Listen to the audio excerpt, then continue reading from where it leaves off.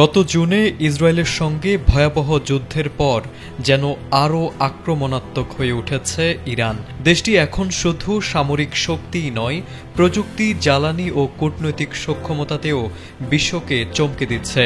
যুদ্ধ পরবর্তী এই সময়ে তেহরান ঘোষণা দিয়েছে তারা দেশকে এক অপরাজেয় শক্তি হিসেবে গড়ে তুলতে চায়, যেখানে প্রতিরক্ষা থেকে পারমাণবিক জ্বালানি সবখানেই থাকবে ইরানের ছাপ।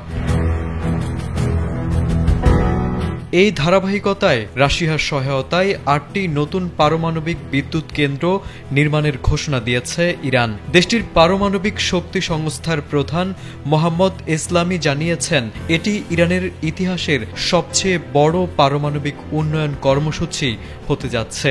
রোববার তাসনিম নিউজের এক প্রতিবেদনে জানানো হয়, রাশিয়ার সঙ্গে নতুন চুক্তির অধীনে যৌথভাবে এই কেন্দ্রগুলো নির্মাণ করা হবে।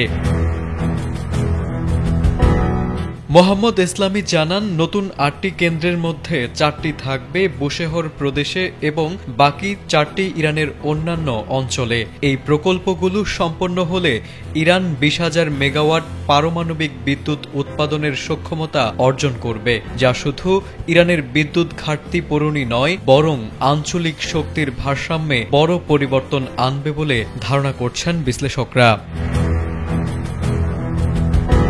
বিশ্লেষকরা বলছেন, যুদ্ধের ক্ষত মুছে ফেলে ইরান এখন প্রতিশোধ নয়, ক্ষমতা প্রদর্শনের পথে হাঁটছে। একদিকে ব্যালিস্টিক ক্ষেপণাস্ত্র ও ড্রোন উন্নয়ন, অন্যদিকে পারমাণবিক বিদ্যুৎ প্রকল্প। সব মিলিয়ে তেহরান যেন এক নতুন শক্তির উত্থানের বার্তা দিচ্ছে বিশ্বকে। আর এই উত্থান শুধু মধ্যপ্রাচ্য নয়, গোটা বৈশ্বিক রাজনীতিতে নতুন উত্তেজনার জন্ম দিয়েছে। তারেক আজিজ, এটিএন বাংলা।